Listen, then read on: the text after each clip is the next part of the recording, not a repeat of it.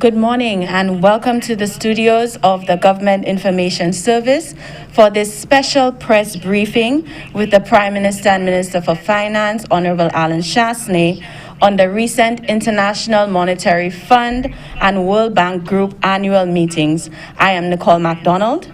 Also joining us is Permanent Secretary and Director of Finance, Ms. Esther Rigobert, and members of the finance team and the team from the Ministry of Economic Development. Also at the head table is the Chief Economist in the Department of Finance, Mr. Janai Leos. The government felt it prudent to have an update on the IMF and World Bank meetings in light of the fact that many of the sessions were in virtual format and due to the pressing issues raised at the meeting. Due to also the time differences, we know that several of those meetings were held in the wee hours of the morning, sometimes 5 a.m. and 6 a.m., and the Ministry of Finance team, Economic Development, and of course the Prime Minister had to be up to attend those meetings. So definitely we want to applaud the dedication there. Just to give you an idea of some of the sessions that were attended, we had the Caribbean Caucus meetings, which happened ahead of the IMF World Bank meetings. We had meetings with the World Bank Vice President, Governor's meeting with the IMF Managing Director, and of course the World Bank Managing Director. The Prime Minister was a panelist on a roundtable on access to finance for small island developing states. And of course, there were presentations on building resilience to natural disasters, open dialogue with Caribbean leaders, and also an Irish-Caribbean roundtable. Of course, there were other meetings intertwined into there. I now turn you over to the Prime Minister and Minister for Finance, who will deliver a synopsis of some of St. Lucia's concerns raised at those meetings, followed by a statement from the Permanent Secretary. Honorable Prime Minister. Thank you very much, Ms. McDonald. Good morning, fellow St. Lucians. The World Bank and the International Monetary Fund conduct annual meetings in October each year. During our participation at the IMF World Bank meeting this month, there were several issues which were raised with the managing directors of these two institutions and other world leaders, and which are of particular importance to us here in St. Lucia. Whilst we are cognizant of the fact that there is presently a worldwide pandemic affecting all countries, we are sensitive to the plight of the issues confronting small island developing states, such as St. Lucia and our Caribbean neighbors. The COVID-19 pandemic has proven to be as much a health crisis as an economic one, and we are particularly vulnerable due to our size, geography, and location. At this year's meetings, some of the discussions centered around small island developing states and the impact of COVID-19 on our economies. We advocated for the international financial institutions to give close attention to the issues plaguing our economies. We articulated the concerns of our populace and the vulnerabilities which undermine our efforts geared towards economic growth. We spared no effort to show our development partners that the pandemic has presented a perfect example of how the idiosyncrasies of our region cause economic shocks to be exacerbated and lead to disproportionate effects on our socioeconomic landscape. Today, we'll highlight some of these issues and the specific concerns that St. Lucia delegation raised at the meetings, including some recommendations advanced, not just on behalf of our country, but also on behalf of the small island developing states in our region and globally. The COVID-19 pandemic has had a debilitating impact on many economies across the world. The pandemic has resulted in a marked decline in global travel and curtailed hotel, restaurant, and related tourism activities. Many countries, particularly in small island developing states, are trying to respond to the pandemic with large segments of their economy closed down, resulting in reduced revenues. This turn of events has, in the immediate term, led to the need to borrow in order to bridge the revenue shortfall and build capacity in the health sector, to respond to COVID-19 related illnesses, and to mitigate the spread of the coronavirus. Prior to COVID-19, St. Lucia had made a significant progress with its economic growth indicators and had attained a debt-to-GDP ratio of 60% as at the end of March 2020. The government has had to borrow funds from the development partners to help mitigate the economic crisis facing the country, particularly because the revenue of the central government has been significantly eroded, coupled with additional expenditures related to managing and augmenting the healthcare system. As part of the COVID-19 response, the government of St. Lucia had to increase expenditures on healthcare-related measures, such as the establishment of a quarantine and isolation centers, the rehabilitation of the Victoria Hospital, the move to OKEU Hospital, the increase in testing capacity, the acquisition of medical equipment and supplies, hiring additional healthcare workers, and maintaining health protocols. The country has also suffered massive unemployment due to the closure of the tourism sector, all necessitating social and economic relief measures aimed at providing support to the poor and vulnerable and to those directly impacted as a result of the crisis. Growth in the Caribbean region and St. Lucia has been relatively tepid and traditionally has relied on construction activity and tourism-related developments. Prior to COVID-19, St. Lucia recorded real growth of 1.7% in 2019, with expectations of 3 to 4% in 2020. St. Lucia also experienced a decline in unemployment during the period 2017 to 2019, which was driven by developments in the tourism and construction industry. While the decline observed in St. Lucia's unemployment was welcomed, estimates suggest that the unemployment as at early June 2020 went back up to 21%, primarily due to the effects of COVID-19. The debt-to-GDP ratio has spiked on account of projections of decline in GDP that could go as high as 20% for the fiscal year 2020. Prior to COVID-19, growth in St. Lucia's debt-to-GDP ratio was flat, with ratio fluctuating between 61% in 2016 and 59% in 2019. Given this initial estimates of debt-to-GDP ratio, St. Lucia was on a path to achieve the 60% target by 2030. For fiscal year 2020, tax revenues have fallen by more than 50%. Our debt redemption rate has been in the region of 25% this fiscal year. Lower revenues, increased expenditures, and significant debt redemptions have significantly affected our cash flow. A large component of the deterioration in fiscal sustainability for St. Lucia reflects increased borrowings to bridge revenue shortfalls and does not reflect fiscal slippage in the traditional sense. Despite the effects of the pandemic, the St. Lucia government has embarked upon a multiplicity of policy responses to help mitigate the effects of the crisis and to bring relief to the most vulnerable groups.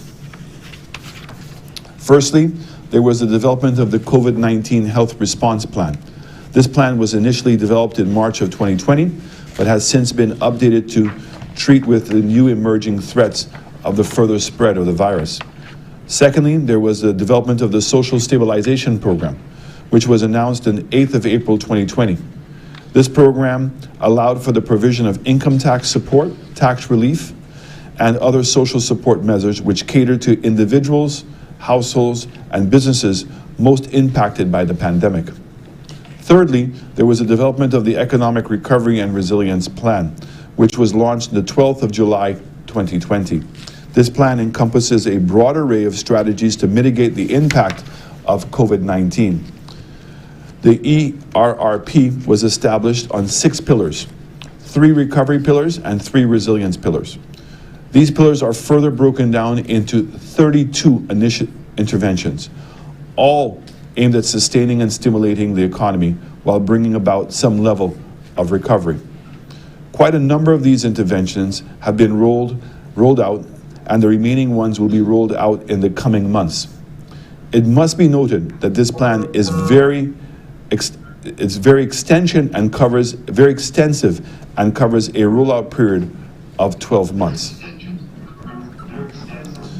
Caribbean states, along with the global economy, are now experiencing another sudden stop to their main economic drivers and foreign exchange earner as a result of the COVID pandemic, which has altered the economic landscape of our economies as well as the development finance architecture.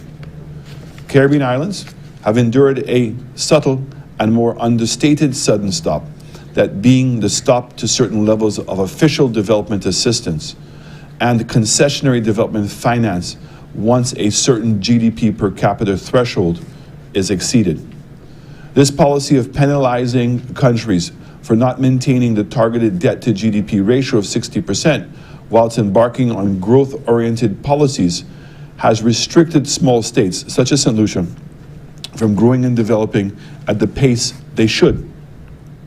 To attain the desired level of transformation needed to drastically catapult our economies to the next level, it is important that small states be rewarded for pursuing sound development policy, while also giving due consideration to the inherent vulnerability to climate change that characterizes the experience of Caribbean islands.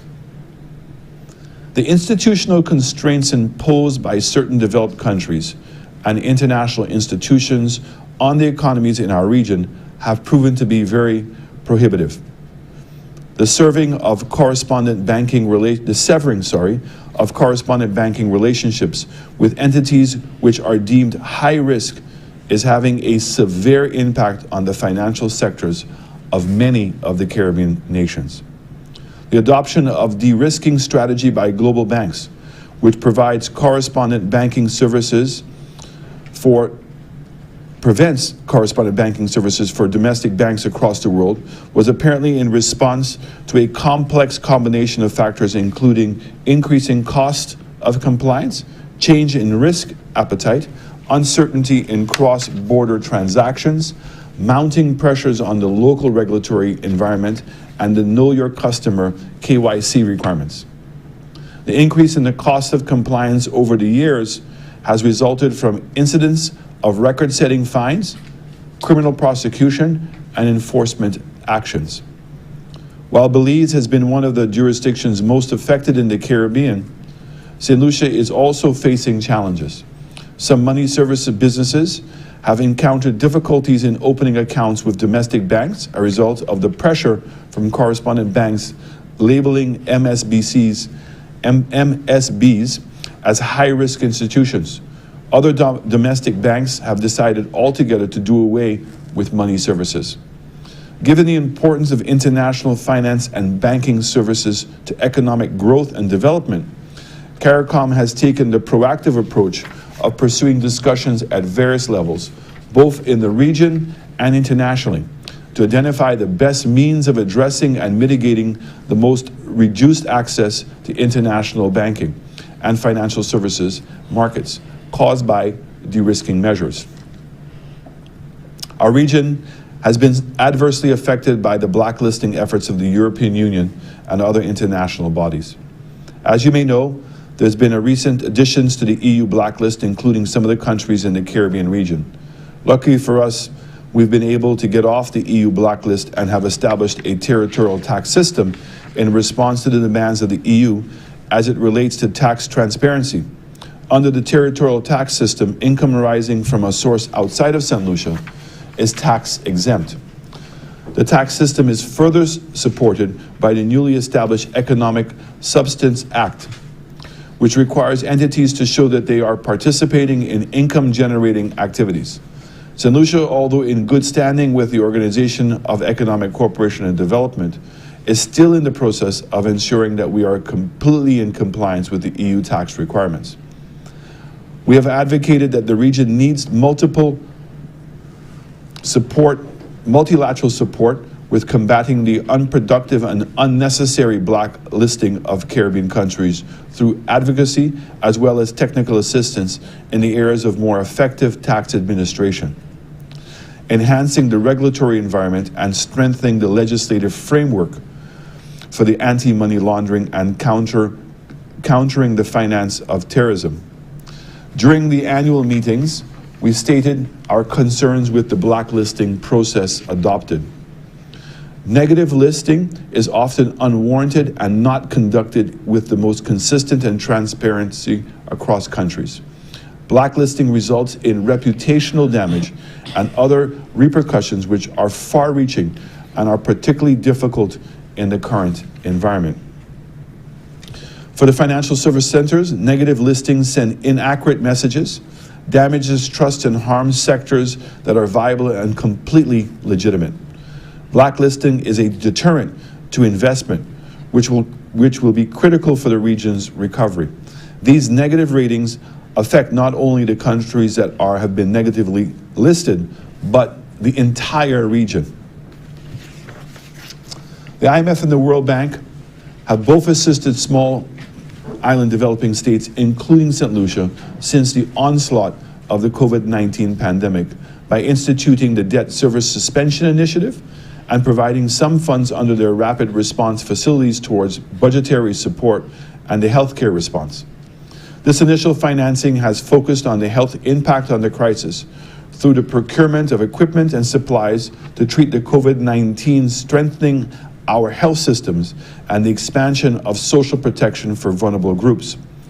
Whilst these have been very useful, they are certainly not adequate.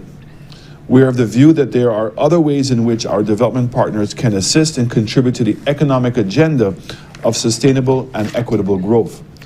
Some of these include reviewing the instruments that are used to assess debt sustainability. The dominance of the debt to GDP ratio and per capita income skew the discussion and do not differentiate between a fiscal position that a country is led versus a fiscal position driven by inescapable responses to the economic shocks. Ring fencing of all catastrophic debt. One proposal with respect to assessing solvency and fiscal performance is to ring fence all catastrophic debt from debt calculations and to use a moving average of GDP to compute the debt to GDP ratio. Simulations of such a metric would closely track GDP, but in times of shocks, smooth fluctuations due to external shocks. Establishing a development and resilience building fund. The Caribbean region over the past decades have made significant progress with respect to infrastructural and economic development. Sadly, these have been hampered by natural disasters due to climate change and other economic shocks. There is therefore a need for a broad-based development and resilience building fund to help overcome these hurdles and act as a buffer to these natural and economic shocks. Removing institutional impediments. The COVID-19 pandemic has laid bare the dependency of the region on tourism industry and its related services. With limited global travel and low levels of visitor spending the impact on the region is significant. Caribbean countries have tried to diversify away from tourism to financial services and related industries, but these efforts have often been stymied by the disproportionate international scrutiny and regulation which have impeded the development of these sectors. Providing multilateral support and advocacy. This is critical to complement the Caribbean region's collaborative work toward rebuilding travel confidence on a global scale. Support is needed to help the region benefit from new opportunities and to diversify their tourism products. For example, prolonged remote work programs will create an avenue for persons to travel to the Caribbean and work from here. This will improve revenues and foreign exchange earnings for the region. In light of the current situation facing our region, St. Lucia and the Caribbean countries have put forward the following key recommendations. 1. There is a need for a forum to look into the crowding out effect on growth and deterioration of our fiscal positions, which comes from the constant need to replenish our capital stock due to disasters, as well as revisiting the calculation of the debt to GDP metric to include either A, a moving average of GDP, or B, a ring fencing approach to certain segments of the debt, particularly catastrophic debt. Exploring new tools for mitigating against the debt instability observed after the global financial crisis in 2008, and to explore options to allow international financial institutions to assist Caribbean countries and develop innovative financing instruments which could provide relief to countries with high levels of debt. 3, the provision of finance to countries based on assessment of need and risk and not strictly on fixed country allocations. The use of the vulnerability index in the development financing arrangements would be a more favorable approach than the use of debt to GDP ratios. The diversification into areas such as agriculture and information technology to adapt to the post-COVID-19 reality. Exploring approaches to increasing food security through applying new technologies and digital solutions would serve to boost economic growth for and in the region. Providing support for reskilling and retraining our labor force to take advantage of the opportunities presented for post-COVID. 6, providing technical assistance and capacity building in various critical areas such as debt management, financial regulatory frameworks, financial stability, and cybersecurity. 7, investing in the blue economy and capitalizing on new areas to generate energy and innovative products which have the potential to accelerate economic growth. 8, support the disaster resilient strategies and climate change resilient assessments. Financial assistance earmarked for building resilience to climate change in small developing states such as the Caribbean needs to be explored. 9, establishment of a development fund or trust fund through which liquidity support can be channeled through grants or at a concessionary rates. 10, exploring possible de-risking strategies which will allow for the economic growth and fiscal stability for Caribbean countries. We've just provided a snapshot of the discussions held with the IMF and the World Bank during our annual meetings this October. We're very vocal and we were unapologetic in our advocacy. We truly hope that whilst these institutions are encumbered by political agendas and institutional constraints, there will be some swaying in the direction of reform and a more accommodating and favorable stance will be forthcoming. We thank you for your time and attention. Thank you very much, Prime Minister Chasney. It's obvious we're still facing a lot of issues as small island developing states, even as we grapple with COVID-19. I now turn over to PS and Director of Finance, Esther Rigobert, to just deliver some brief remarks before we turn to questions from the press.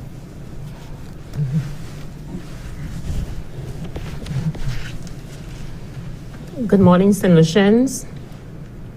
The COVID-19 pandemic has caused untold damage to countries across the globe, particularly vulnerable as small island developing states. On account of the economic shocks of COVID-19 pandemic, assistance from the international community is required in order to prevent a domino effect of protracted debt issues morphing into a financial crisis as we saw in 2008-2009. Should this occur, it would undermine the very economic stability of the region and could lead to a collapse of social safety nets and further erode our gains in poverty alleviation. Such a collapse and the ensuing ramifications will linger long after the pandemic and essentially stymie the ability of the region to meet existing debt obligations.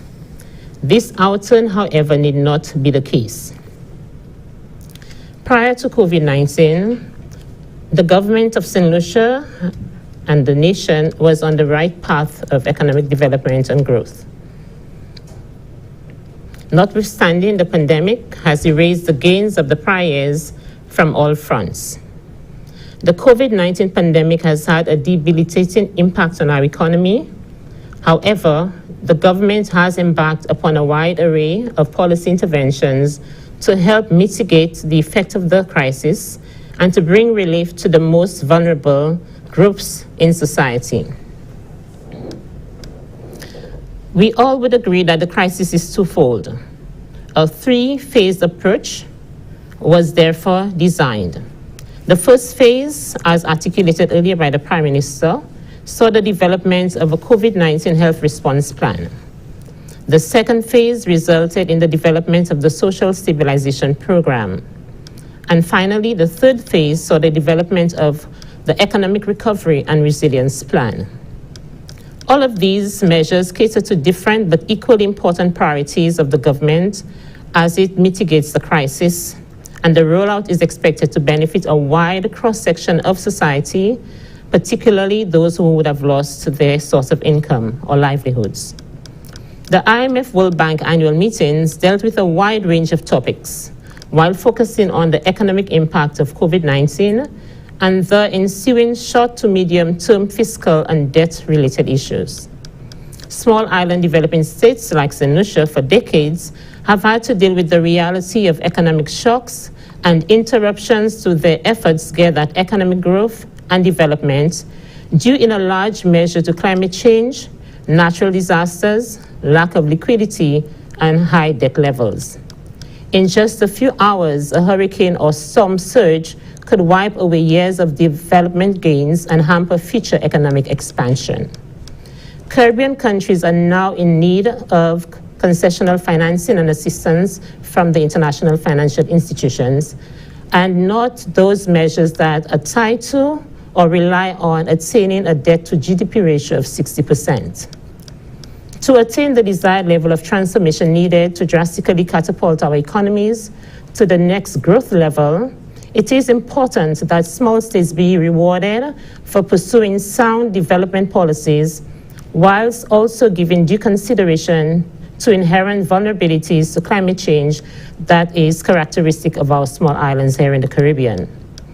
It is clear that while climate change is impacting countries at varying degrees, it is an existential threat to the lives and livelihoods of many of our citizens. It is on that basis that special consideration should be given to small island states within the development finance framework. Given the importance of international finance and banking services to economic growth and development, there needs to be a review of the existing requirements for corresponding banking relationships. Global leaders need to take a proactive approach in addressing the impact of reduced access to international banking and financial services and markets caused by de-risking. The IMF World Bank annual meetings this year presented an opportunity for regional leaders to engage in productive dialogue with the world leaders, particularly the executive director and management and senior officials of the IMF and the World Bank, on issues that are particularly of interest to us. Our countries need to be viewed as partners and not expecting to be the beneficiaries of opportunities that we are not entitled to. As such, we made a strong appeal to the international financial institutions to facilitate engagement and dialogue at the highest levels as we all try to mitigate and manage the current pandemic. In light of the current situation, we made a strong case for our region, particularly as it relates to debt sustainability, resilience building, fiscal stability, creating buffers for climate change and natural disasters, and most importantly, protecting economic growth. On behalf of the Department of Finance and the Minister for Finance, I wish to thank all persons who participated in the annual meetings this year. Particular mention is made of the staff, the IT team, and other technical officers within the Office of the Prime Minister and the Department of Finance, as well as the Department of Economic Development. It was indeed a rewarding experience, particularly taking the meetings virtually, but I think in all, we had a very productive set of meetings with the World Bank and the IMF, and I think we are the better for it, knowing that we made a strong case for the issues that matter most to our country. With this, I wish to thank you for listening. Thank you very much, P.S. Rigobert. Of course, we now move to questions. Just to remind everyone, we also have the Chief Economist, Mr. Janai Leos, at the podium, who will also be answering questions as support. And of course, I neglected to mention earlier, we have our Accountant General with us, also Mr. Matthew Branford, who will take questions if needs be. I now open the floor to the press. just head up to the microphone and just identify your media house if you have a question. If you are joining us via Zoom, we will also take a question. I don't know if we want to start with those in the studio. Yes, just go up to the microphone. Solar for HCS. Prime Minister, you spoke of wanting an adjustment to the debt to GDP ratio, considering the reality of COVID-19, so there wouldn't be an impact on the GDP. Was this part of the discussions with the IMF? And if so, will that breathing room be granted? In fact, these discussions really started post the financial crisis and continued in greater intensity during climate change, because we were having the same difficulty, and the pandemic now has just brought it to urgent proportions. And we've offered, if you noticed, two possibilities. One is the moving away from a debt to GDP ratio, because the debt to GDP ratio is preventing development agencies from giving us greater access to concessional funds. So we've offered two possible solutions. One is to move to what we call a vulnerability index. That vulnerability index was actually established in 1989 by the Commonwealth Secretariat. And the second one is what we've classified as catastrophic debt. So the debt that we're taking on because of building resilience, reacting to a hurricane, or some exogenous financial impact like the pandemic, that the monies that we're borrowing for those specific things would be ring-fenced and not be considered as part of our debt to GDP. We would be required to repay it, but it won't. And I think that we have the World Bank's attention, because if you will remember, St. Lucia's credit rating was downgraded just after the pandemic. And while the debt to GDP ratio, according to them, was not the primary reason for being downgraded, they were more concerned about the medium-term recovery of the tourism sector. In not resolving this issue could potentially lead to further downgrades, because it's what is being used to measure the financial viability of the countries. I would like to say to you that there was a sensitivity to this issue, but I would say to you, like what has happened in the past, how to solve the problem still seems to elude both the IMF and in particular the IMF and the OECD. And the reason that was given to us for this is that if they make an exception for the small island developing states, then they believe that there are other regions around the world that would also ask for the level of exceptionalism. So I want to say to you that we're encouraged that the empirical evidence, as the Director of Finance indicated, was well articulated and accepted, but what that solution is going to be, we still don't know for sure. But we're impressing upon them that it's something that needs to be decided sooner than later, because in the absence of a solution, it is going to have an impact on our mid-term policy positions. So how quickly we have to readjust to those old numbers is going to be very critical to us. And that would have been my second question. Given the fiscal position of St. Lucia, how urgent is the need for the IMF and the World Bank to take into consideration the key recommendations that you outlined earlier, if a timeline had to be placed on it? So we normally put the IMF and the World Bank in one basket as two similar institutions, and in fact, they're very different. The IMF really is the regulator, the auditor, and the policy maker when it comes to fiscal positions. And the World Bank and CDB and all of the other IFIs take their direction from that institution. So I think it's very important that we make a very clear distinction here. How those ratios affect us is the amount of monies that are made available for what we call budgetary support. So there's still some confusion in St. Lucia by many when they hear that the IMF gave us the rapid response and CDB, etc. the vast majority of those monies in this particular instance, and that's where we were extremely grateful, were being used for budgetary support rather than specific programming. And that's huge, because with the shortfall of tax revenues, the redemption of 25% of our bonds, that's $175 million the government of St. Lucia has had to find to put out in cash, and the depletion of the GDP, those three things have created this fiscal deficit. And it continues to vary, because if the GDP rate continues to go down, it's going to create a bigger problem. If in fact bonds have a higher redemption rate, that's going to create a problem. And if we in fact see a further deterioration of tax revenues, that's going to create a problem. So the argument that's going on here that needs to be resolved is, in the next budgetary cycles, are they going to allow funds to be used for budgetary support?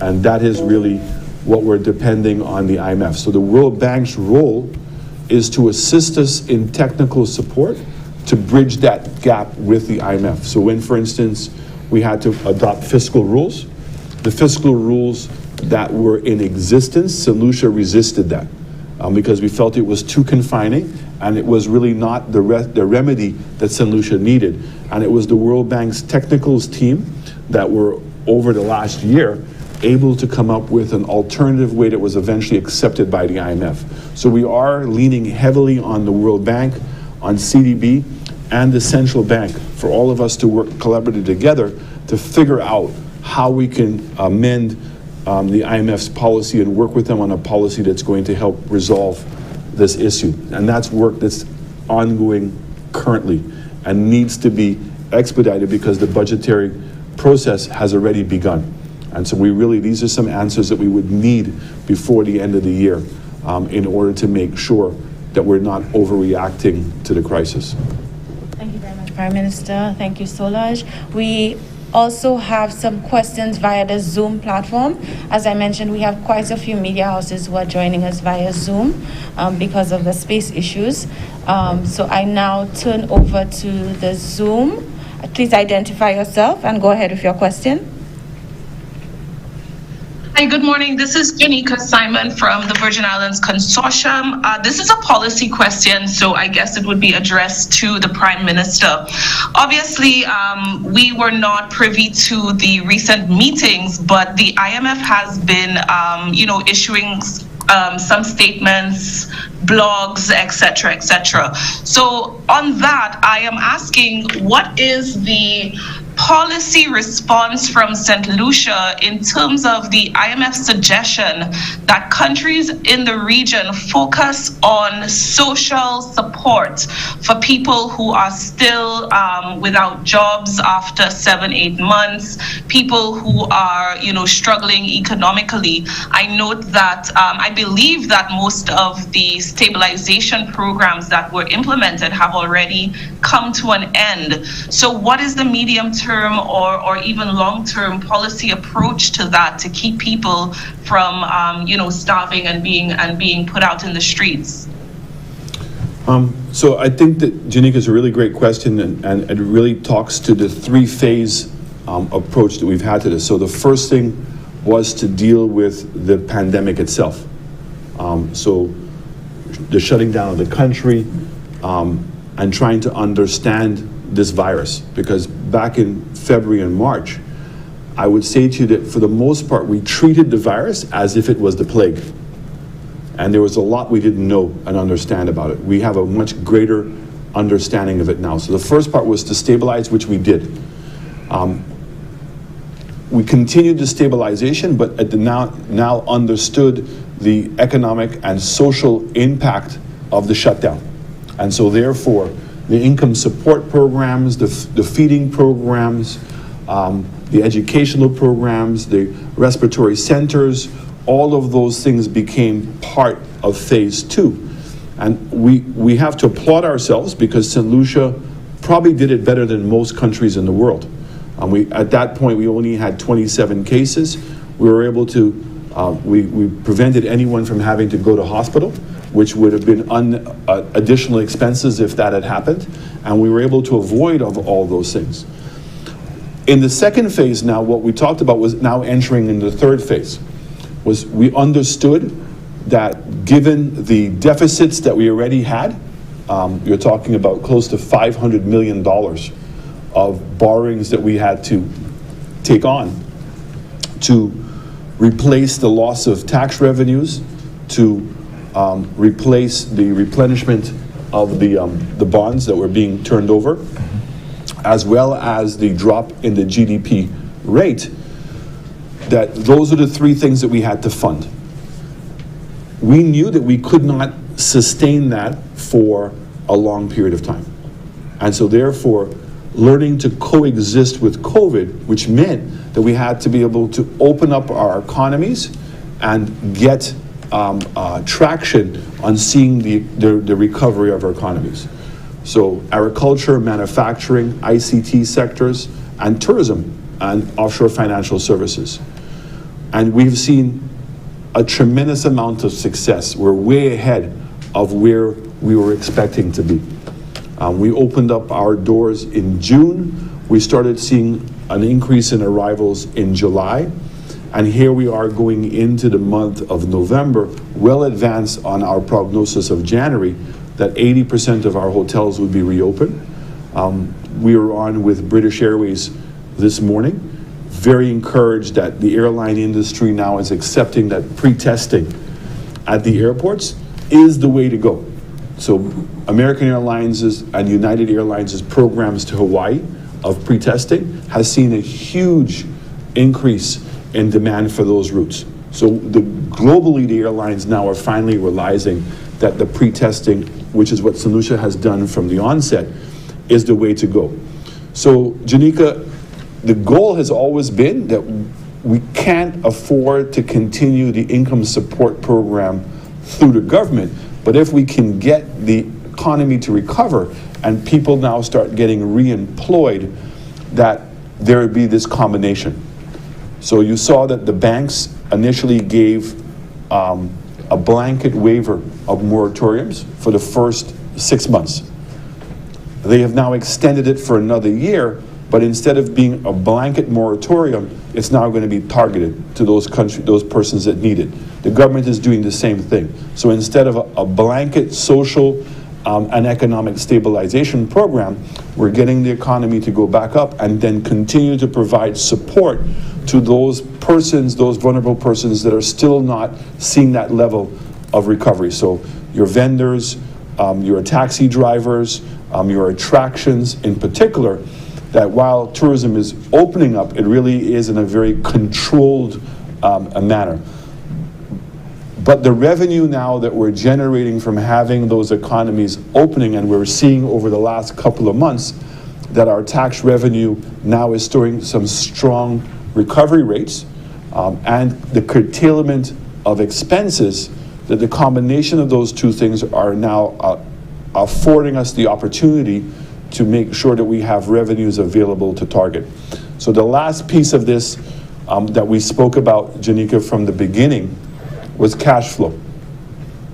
We knew that while we had gotten approvals in principle from CDB, from the World Bank, IMF, and from the Taiwanese, that it would take a period of time before that cash actually came in.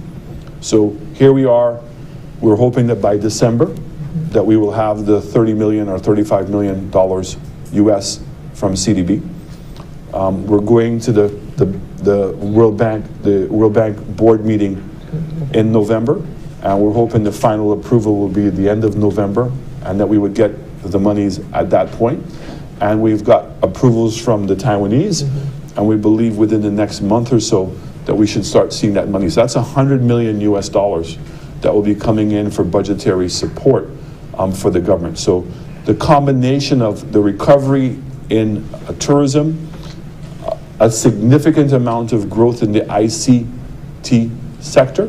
We've seen ITEL BPO over 750 jobs, OJO, GROW, and KM2, just to name a couple. We've almost doubled the amount of employees that we had pre-COVID in that sector.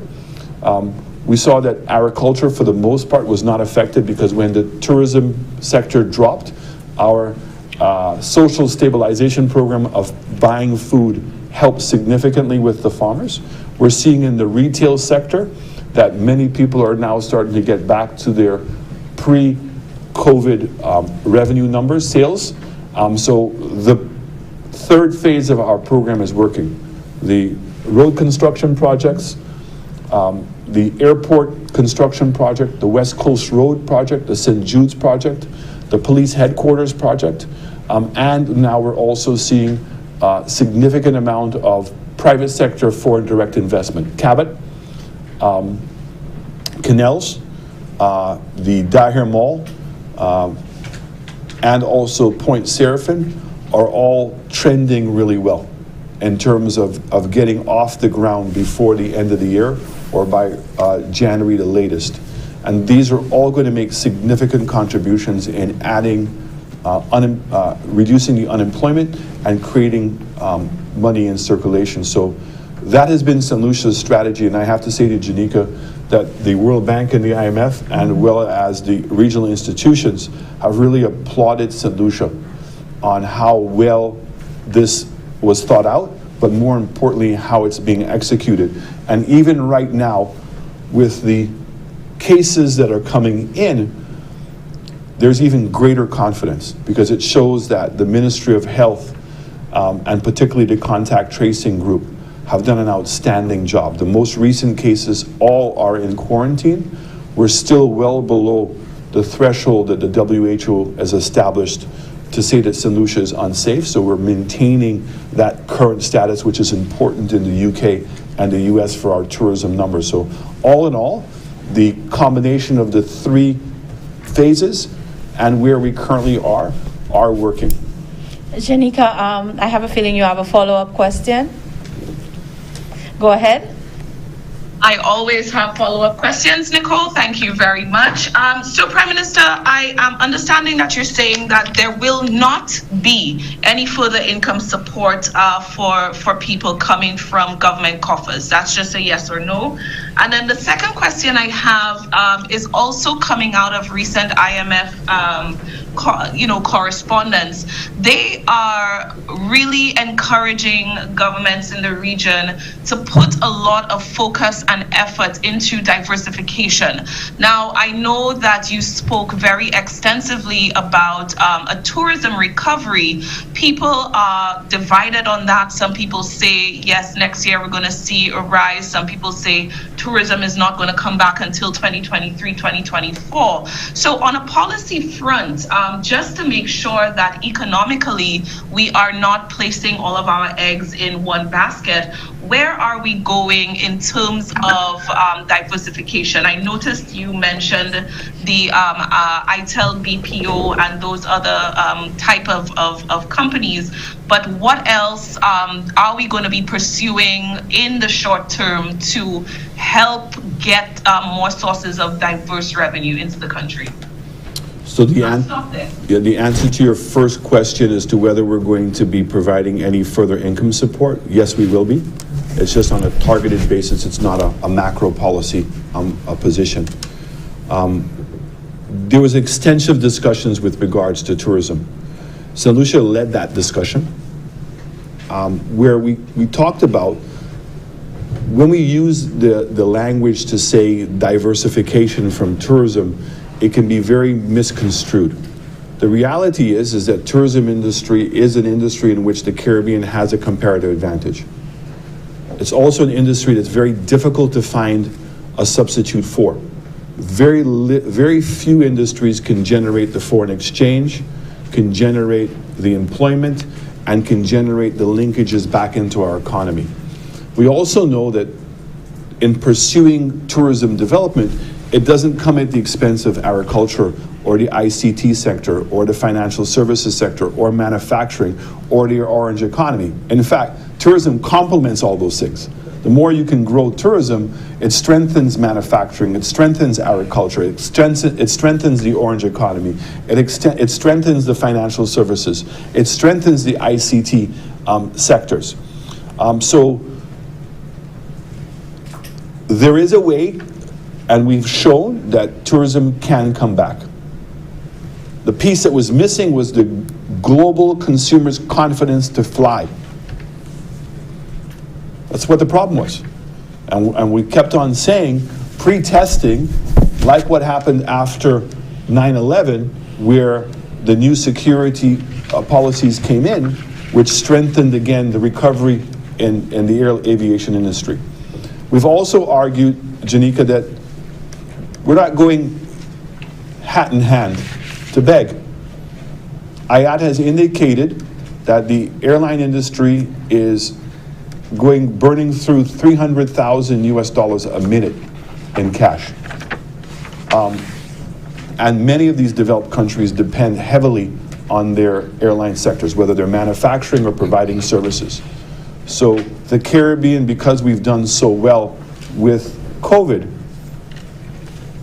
is a great place to start and test out these new protocols. And so there's a role that we have to play in that regard. And so getting the tourism industry isn't very important to us, but it's equally important to the developed countries. 66 cents of every dollar a UK citizen spends on vacation in St. Lucia goes back to the UK. Almost 80 cents of every dollar an American spends goes back. It's their brands. We're buying supplies from them. It's their airline, it's their tour operators, their travel agencies. And so we're showing them that in helping recover the tourism sector, yes, it's helping us, but it's also helping themselves. And again, because of the success that we've had in with COVID, the Caribbean becomes an ideal place to start those initiatives. And we started seeing that buy-in on it. So there's not about a diversification of our economies is not at the expense of continuing to grow our tourism sector, but to look at other things that we can do that can now make sure that we're taking advantage of those opportunities. So the financial services sector, what we're doing right now with the territorial tax structures, the residency program, our CIP program has seen an upswing of almost 130% over last year. The orange economy, because of technology now, persons learning how to copyright their music or copyright their products don't have to be in the States or the UK. We can sell on an international platform. Microsoft has indicated that all the persons who currently are working at home will continue to work at home. So all of a sudden now, there are global companies that no longer are going to be restricted by borders to hire people. And so the question is how quickly, and that's one of the things we asked the World Bank to help us with, is to do the research of what kind of jobs are going to be available, and then that can impact our education system so that we can better prepare persons to work from home, work from St. Lucia, and provide these global services. What we call the e-nomads are persons that now realize that they can work remotely. And Barbados has done a great job in putting out the visa.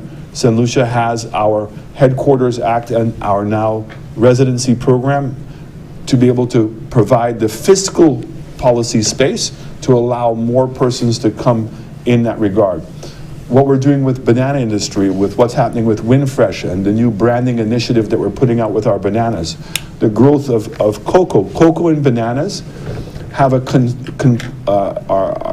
the ability, because of the consumption globally, that we can use a lot of unutilized land right now to produce those products. Fresh produce is limited to the consumption on island and immediately what we can do within the region. And they don't use a lot of labor, and it's not very land intensive. So that's why bananas and cocoa are so important. So what we have to do a better job of is maximizing the output per acre of our country. And it requires a combination of making sure that the indigenous banks make more monies available for the productive sector. We're seeing that the banks are very happy to lend money for cars, very happy to lend money for houses, but they're not helping money with small businesses. And we've seen the World Bank and the IMF agree with us on that and create more facilities and work with the banks to try to broaden that opportunity. There is a lot of liquidity in the Caribbean, meaning there's a lot of people who have monies in the saving account. We've seen no depletion of that, and we're going to have to figure out a better way to tap into those funds, particularly because the return that persons are getting on their savings accounts is so minimal. Yeah, thank you, Prime Minister. I know that the PS may have wanted to chime in on the issue of diversification, but maybe we can save that for the wrap-up comments as we move to another question in the studio.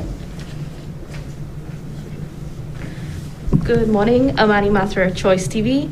In terms of the IMF's recommendations for the region, one of them was a suggestion that select businesses or sectors will need continued support to mitigate the impact of prolonged layoffs or unemployment. So my question to you is, apart from tourism, which sectors are we currently seeing as the most vulnerable? And what are the current or immediate plans to put targeted support into these sectors? Thank you for your question. Okay, so you are indeed correct. We have been advised that we need to broaden our support to sectors in addition to tourism. And like the Prime Minister very well articulated, you can do so in many ways. So it's not at the expense of tourism. So growing agro-processing, growing your ICT sector, your financial services regime, it doesn't diminish or deplete the importance or the growth of tourism. We would have spoken earlier about the Economic Recovery and Resilience Plan. If you take some time to go through that document, which should be on our website as well as the Government of St. Lucia's website, you would see a wide array of interventions, 32 in number, and it covers all sectors. So there is, you talked about retention of employees. One measure we presented for uptake by the private sector would be what we call an employee retention program. So under this program, companies are encouraged to retain their employees even if they're faced with fiscal challenges, and they receive in return relief from their taxation, corporate income tax. So that's been rolled out already. So that's one measure the government has implemented to help with employee retention, not just for tourism, but across the board. We also have other measures such as the program with the SLDB, where funds will be made available to small and micro enterprises, part in grant and part loan, so that it will allow them the space, the liquidity space they need to maintain their operations, expand, invest in ICT, as well as resilience building. So that is, a lot of groundwork has taken place under those measures, but it shows that we're not just targeting tourism. With respect to the headquartering regime, that always existed in St. Lucia. Currently, it's part of the International Business Companies regime, and efforts are afoot to detach these two. That's in response to the EU blacklisting and OECD scrutiny and regulations. And the intention is to have a separate Headquarters Act to encourage international companies to come and establish their headquarters here in St. Lucia. Many benefits can come out of this enterprise. Increasing jobs, there'll be more consumption by employees and executives of those companies. And it will also help develop the skill sets of our employees. So in accounting, legal services, ICT, once you have those international companies establishing their base here, you are really giving an opportunity for St. Lucians to get jobs, but also to develop their expertise and to grow professionally.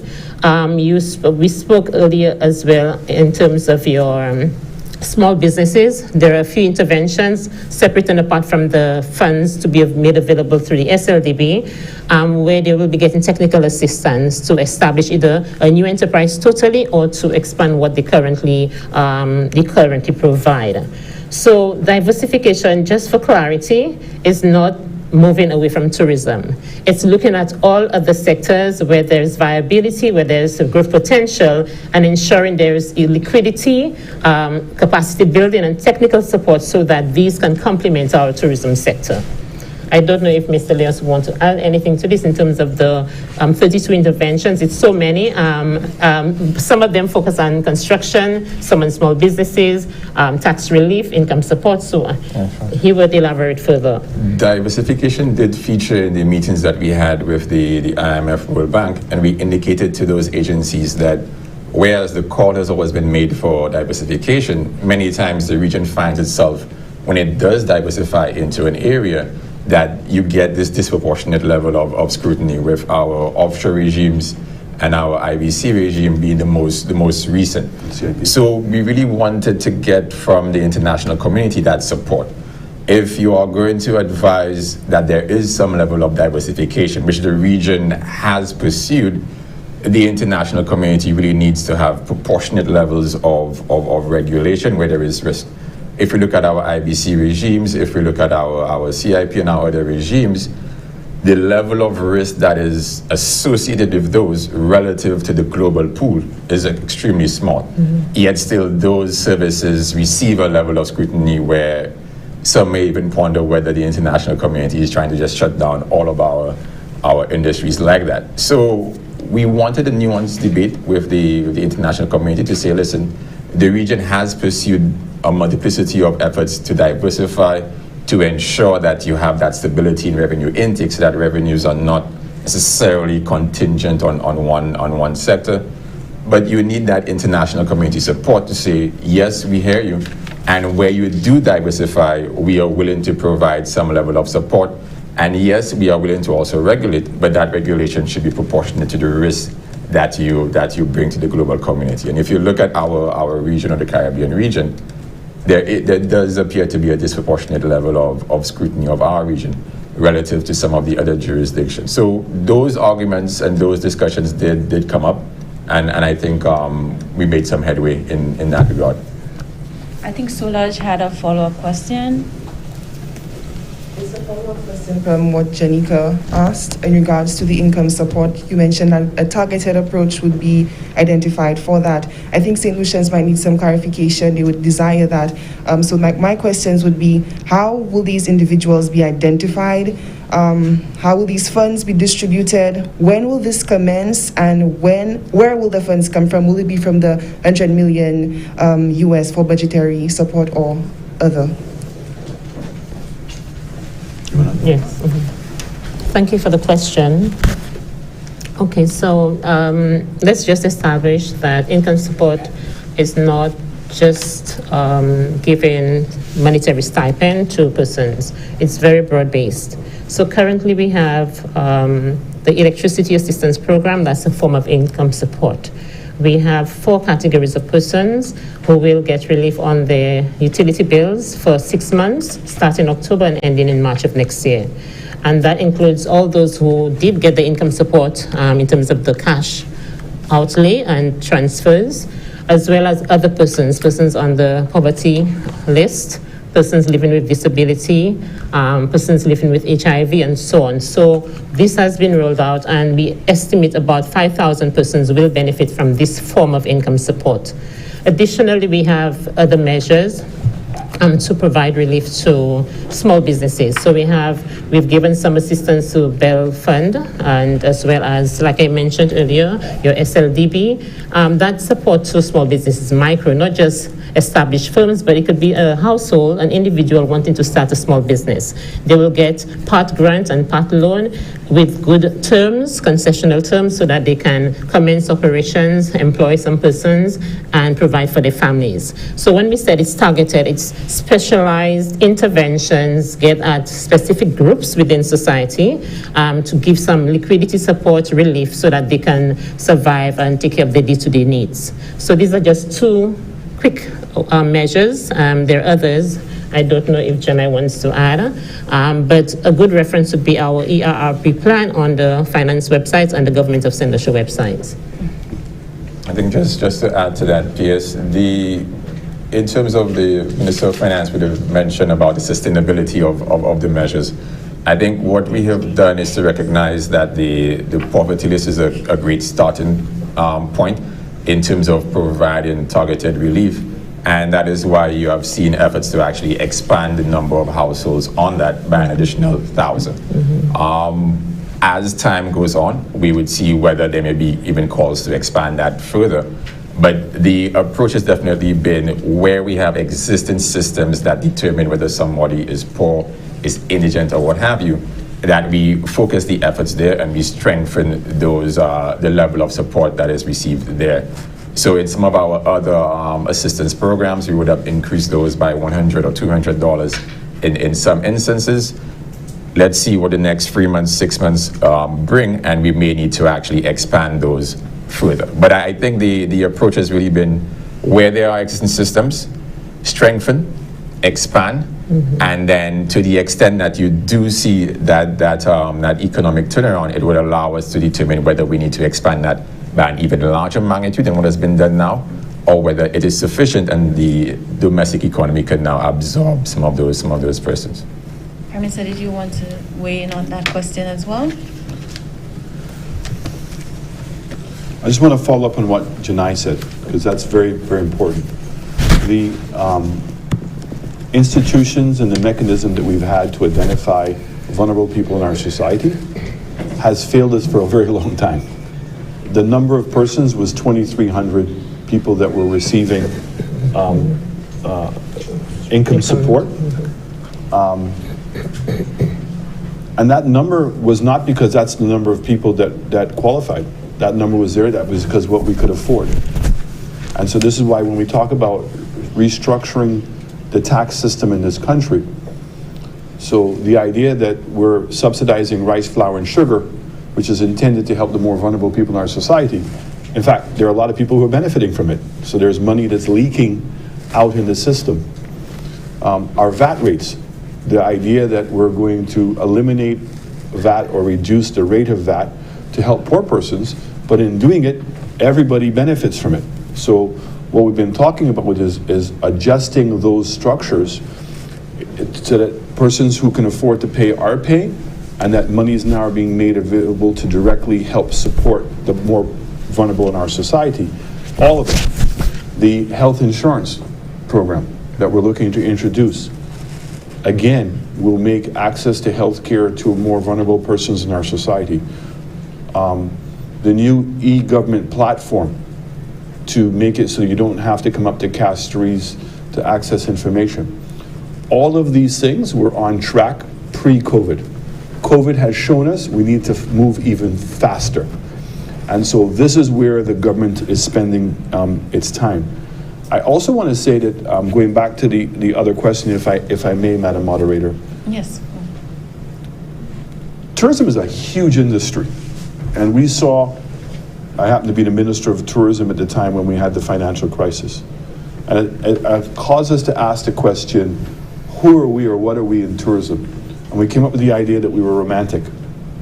And we understood that that sector in the tourism industry was much more income resilient. A person who's going to go and get married and honeymoon is going to spend the same amount of money regardless of what their income is. Persons who are going to take somebody on a date for the first time are going to spend proportionally much more money than when you're going to go on a family vacation. So again, that lesson has taught us a very important lesson, in that diversification also comes within tourism. The Groselet Sports Academy is started off as being an academy for our local students, but the goal is to expand that and also to go to the Marceline grounds and to do something at Beanfield, where we're now going to offer sports academies for the region and internationally. So we're going to have persons coming here. Health tourism, we've talked about it. We don't provide tertiary level health care for solutions, but the goal is now to provide tertiary health care. To help support it is going to require persons to come from abroad. What we call residency tourism projects. That's what Cabot is. That's what Windjammer Landing is. That's what DSH is doing, putting in the necessary infrastructure to attract people to come and want to buy homes in St. Lucia. Sugar Beach. St. Lucia has had the greatest amount of success in that particular that tourism sector. The horse racing track. is an international sporting event to try to now draw people in and to get into the online gaming business, which never happened before. So the diversification is taking place every single day. The World Bank and the IMF absolutely agreed with St. Lucia's strategy. And the managing director of the IMF, Kristalina, came out very early and said, build as much as you can build and keep the receipts. And so the idea of investing in infrastructure, continuing the airport project, fixing up the roads, getting the water problems resolved, looking to get the port situation resolved here, the redevelopment of the Castries market, the redevelopment of village tourism, which opens up now Airbnb, which is another huge tourism sector. Persons after COVID, many of the persons don't want to go to the large resorts. So they want to come now to smaller properties. Putting in the infrastructure in Ancillary, Canneries, Soufrière, and eventually into the other villages are all a mechanism to help now with that diversification program. So I just want to say to you that diversification is within the tourism sector as well, and not being dependent on the mass all-inclusive vacations. While there's still a market for that, the diversification is taking place as well in other sectors, and we're putting in the infrastructure to be able to support that. Okay, we'll take a few more questions. One on Zoom, hopefully, and from Amani. Go ahead. Microphone. Given our current economic difficulties, many people are wondering, will the situation cause the government to accelerate moves to open our economy to the benefits of the cannabis and its various cannabis industry and its various byproducts? So my understanding as to where we are with that is that the draft legislation is being prepared. And I'm expecting a presentation hopefully any day now at Cabinet. And then once we've received that, then we will proceed to go to Parliament. I'm very happy with the consultation that's taken place. Let's also recognize that there is a very evenly split in St. Lucia in terms of what we're attempting to do. The polls show that 51% of the people support. So if you take a margin of error of 4%, you can say that it is split right down the middle in terms of what we have to do. I'm hoping that with the evidence of what's taken place in other countries, that some of the concerns that people have with regards to the health impact of legalizing or decriminalizing cannabis, hopefully we can find that level of compromise. But we're at the stage we're at right now. Consultation has taken place. We want to actually see it in the form of a draft legislation so we understand in greater detail what we're talking about, and then there will be consultation to make sure that when we go to Parliament we do. But I do agree with you that there is some opportunity that is there, and we are at a place where we have to take advantage of every single opportunity that exists. We'll take a question via Zoom now. Just introduce yourself and your media house and go ahead.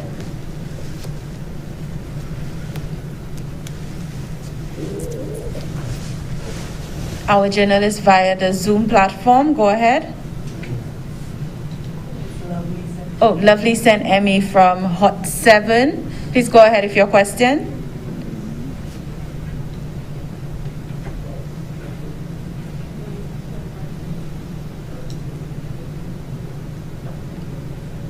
Okay, I'm not sure Lovely's hearing us. If you are, please go ahead with your question. We can hear you.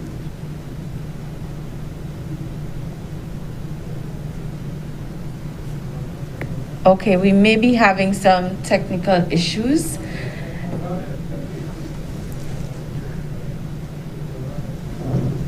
Okay, so we're not getting the question from Lovely. If we have no other questions, okay, go ahead. One more question before we wrap up. Just a follow-up from Amani's question. We know that the Rastafarian community had filed some legal documents against the AG's office regards to their sacrament. Will that then force the government's hand in the decision that it ultimately makes with the cannabis law reform? We're a very law-abiding government, And so if in fact there is an order by the court, it will always be undertaken. But at this point, I can say that the consultation included the Rastafarian community, and I think that there is recognition of what they were saying. And I know that some persons would like to see this happen today and not tomorrow, but there is a process, and I think that we have taken our time deliberately on this very sensitive issue. My other question, there is concern from certain factions of society that the island may be digging itself into a very deep debt hole, and the impacts may not be felt by us now, but by many generations to come. So what is the island's ultimate plan to ensure that we are not consumed by mounting debt and that our future generations may not incur debt?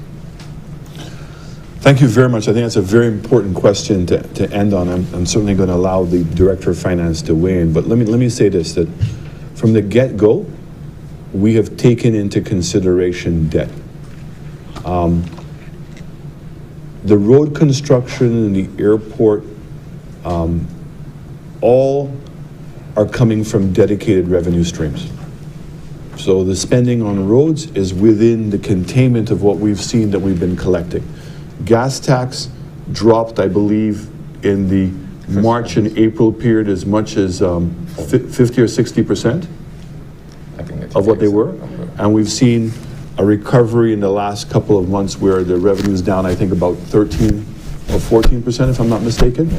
And so we think that by the end of the year, we would probably see a drop off of maybe somewhere between 15 and 20% of the gas consumption. And all indications are we're seeing a good recovery in that sector. So the monies that we have borrowed from the Taiwanese have had a 5-year moratorium and a 15-year payback. The direct finance awards that we're doing, on most part, anywhere between 18-month to 2-year moratorium with a 3-year payback after that. We did it so that we could not have the direct finance awards competing against the Taiwanese loan that we're doing. So that is being properly managed and within our limitations. The funds that we've borrowed from the World Bank and from CDB and everyone else are extremely concessional.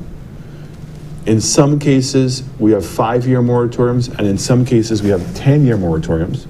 We're talking about 0.5% interest over anywhere between 30 and 40 years. So we know that we are in a very good position to repay those loans, and everybody has acknowledged that part of it. What we've been fighting is that it's considered debt and the impact it's having on the debt to GDP ratio, and how the debt to GDP ratio is used to evaluate the risk of a country. That's the fight that's taking place. And sadly, we didn't have a choice. You know, as I said, when this thing hit and the airline industry got shut down, countries put quarantines in place, and tourism got shut down, there was immediate impact, the loss of tax revenues. Persons wanting to redeem their loans. So other companies and individuals needed their cash. It wasn't about not having confidence in St. Lucia. They needed their cash. And so we knew that there would be a certain level of redemption. These are the spillovers that have taken place. So the monies, and I think that individuals, and I can understand it, are not understanding when they hear the IMF say that the money is supposed to go to a particular purpose, or the CDB money is supposed to go to a particular purpose. This is all really primary for budgetary support. In the case of the IMF, the monies cannot be used to pay debt. So the flexibility of the IMF money was much less than, for instance, the Taiwanese monies, or even the World Bank monies, or the CDB funds. So it was to assign the monies where was best proportioned, but they were all trying to fill this budgetary gap. And the question is, how soon can we see a recovery on revenue? So when are we going to see a slowdown in redemption of bonds? And are people, in fact, going to actually start buying back bonds? And we're starting to see that to some extent. 2, how soon can we see an economic recovery where tax revenues are now getting back to where they were before? And are there opportunities to actually see growth? And that's what we're seeing. We're seeing that there is opportunities of coming out of this thing even stronger than when we went in. So we are not concerned at this point with some of the naysayers that are talking about this mounting debt. The debt is being well financed and it's well within our stream to resolve. The critical issue is not to have to continue to borrow monies down the road. And are the World Bank, IMF, and CDB going to make concessional funding available past April 2021 at those same rates? And that we can use those funds for continued budgetary support? And to what extent is there going to be a gap? That is the discussions that's really taking place now, and will hopefully conclude by December, that we have a very clear idea, because that's going to significantly determine how austere our budget may have to be next year, and whether we have to push even harder on income diversification to generate additional income for the state to cover some of these deficits. But the monies that we have borrowed are extremely concessional. The monies that are putting into roads and the airport all have their own revenue streams. And if I can just indulge maybe one more thing with you. Foreign direct investment is more important today than it's ever been before. Because there isn't, we know that, enough local revenues to drive the level of investment that we need to see. So if in fact the private sector can step up and take on some of this investment need, then it means it's not incurring additional debt for the state. This is why it's very worrisome when we see the kind of rhetoric that is so anti-foreign investment in this country. Whether it be Cabot, whether it be a person who bought land to build a house, Ojo Labs, DSH. While it's okay to question the government's policy and strategy, but to transfer any of those concerns to individuals, corporations, or individuals is very worrisome, because you can imagine foreign investors now have even more places to go. So here we are working very hard to gain confidence of both the financial institutions as well as foreign direct investors. And we have some in St. Lucia who seem intent to destroy that. And I'm really hoping that the media will stand up. And I'm also hoping that the private sector associations, the Chamber Manufacturing Association, the Bar Association, will also stand up and condemn this kind of behavior. We need foreign direct investment in this country. It's always been part of our development plan. And with what's taken place with COVID, if we are to grow the economy faster, generate even more revenues to cover what we have to cover, foreign direct investment is critical at this juncture. Thank you, Prime Minister. I think you covered most, if not all, of the areas. And just to add or reiterate that the borrowings that we have embarked upon this year are highly concessional. The Prime Minister referred to the rates below 1% on average, and moratorium can range from 5-10 years for most of these borrowings. Secondly, the international financial community, the IMF, World Bank, CDB, ECCB, and so on, would not, under any circumstance, borrow to a country without that kind of confidence that it can rebound and be able to service those debts. So whilst there is concern, and rightfully the public can question the government's policies and so on as it relates to borrowings and debt management, but there would need to have been a good assessment of the country's ability to regain its pre-COVID levels of revenue, as well as embark upon additional economic growth undertakings. So just to calm the fears in terms of the borrowings, we would not have been entertained or facilitated with any of those borrowings without that kind of assurance and confidence in the economy and what the government has done, as well as what the government is undertaking. To add to this, the borrowings are largely targeted to special projects. So the Prime Minister referred to the Hirono International Airport redevelopment project, the rehabilitation of roads, and so on. And these, they have the targeted streams of income. So that would not significantly impact central government's cash flow in terms of honoring our debt obligations. And the last point I need to make, the crisis, like we established before, is twofold. There's the health component and the economic component. And I think for the greater part, thus far, the government has managed both reasonably well. In fact, very well from the health front. But now the focus is the economic fiscal situation. And there's talk about us being on the edge of a precipice, and that is not so. The entire world is going through this crisis.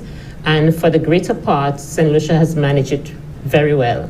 And if the IMF says so, the World Bank says so, and CDB is comforted, I think that's enough assurance for the rest of St. Lucia. So believe and appreciate the efforts of the government in terms of its strategies to mitigate the crisis. And just to wrap up, I think time is against us. I'd like to really commend the government, the Prime Minister, his cabinet of ministers, and all the technocrats within the government service for a job well done. We don't always appreciate our own. It takes a foreign entity or person or institution to commend and applaud the efforts here in St. Lucia. So for the record, I want to say well done, Prime Minister, you and your cabinet of ministers. And I want to also say thanks to my team, the Department of Finance Management team and heads of department, for the hard work and support the last 6 to 8 months since the pandemic. Thank you, and thank you for your time. I do want to give the Prime Minister an opportunity to just wrap up 1 minute, wrap up of the whole discussion, if that's possible. I just want to continue where the Madam Director left off and to certainly recognize the Minister of Health, the CMO, Mr. I could never pronounce his name right, and I apologize, sir, in advance, Mr. Ganawan? Ragnanan. I apologize, sir. The contact tracing team. Dr. The little things that people do that are very unsung. The simplicity of the idea that we say, oh, there are interviews that are taking place at the airport when a person's coming in. But depending on those persons to do it the right way. Are the COVID tests that they're coming in with, are they authentic? Is the information real? And so to have 16,000 arrivals and only one person test positive 2 days after arriving really is a testament to the diligence that people are conducting the work in. All of the security people at the airport, the taxi drivers, bus drivers, thousands of people who are making this thing work. And I think that the director is 100% correct. Sometimes we depend on outside persons to acknowledge the success that we've had. The CMO and her team, world class in what they're doing. World class. The amount of countries that are leaning on St. Lucia and benefiting from what we have done. Our Attorney General's office and the legislations that they've put with regards to the COVID Act and staying on top of everything. World class what they have done. The Ministry of Economic Development and the Ministry of Finance in working out this three-pronged strategy and coming up with the ideas, but more importantly, executing it. Amazing. The PS of Tourism, the Minister of Tourism, the Tourism Authority.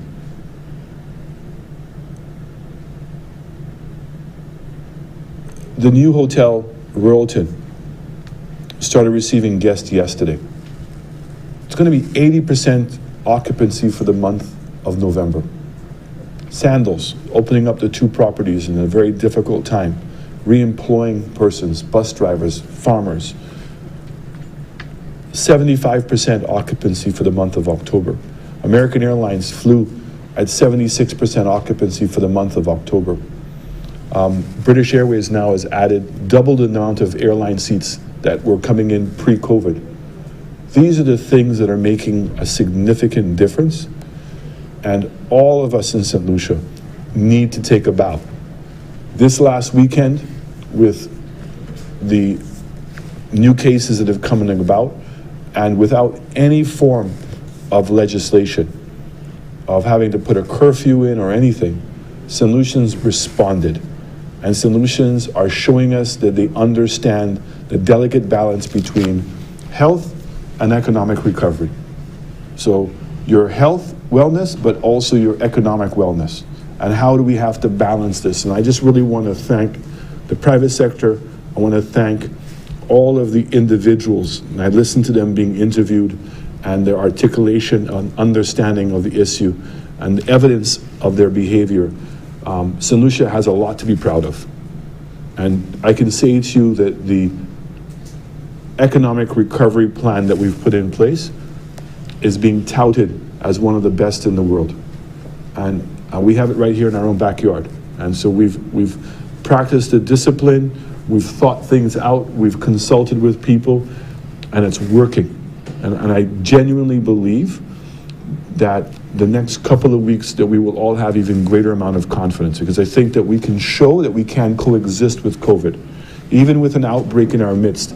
If we wear our face mask, if we do the hand sanitization, we practice social distancing, and for many of us who are working even in the hotel sector, having to forego our social programs temporarily in order to protect the guest and also to protect our own families, in hindsight will be viewed as a small sacrifice to have to be made in these very trying circumstances. So I just want to say thank you to everyone. I want to thank GIS and NTN for coming up with the new program that they have, and certainly the support from the media houses, allowing us to feed and distribute programs through them. So again, thank you very much for the opportunity. I want to say to all St. Lucians that we are on a great road to recovery. Does it mean we're not going to have bumps in the road? We are. And we just need to be prepared for that mentally and to adjust ourselves. And for the time being, I'm really looking for unity within St. Lucia by all of us to solve this problem. If you see somebody not wearing their face mask, it's not an insult. Be very diplomatic, but ask them to put their face mask on. If you see anybody doing something wrong, call them out. Recognize that persons coming in from Martinique, there's 737 cases in Martinique. Have them come through the right door so that everybody can be protected. Nobody's immune from this.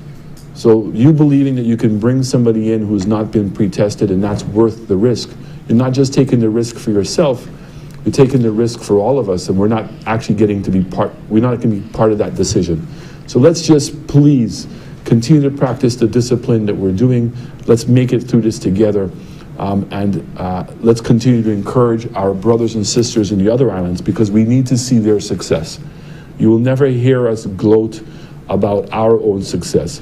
We always want to make sure that we're seeing the success with the other countries. And I want to thank my colleague prime ministers, both at the OECS and CARICOM level, for their continued support in this endeavor. But again, to all St. Lucians, thank you.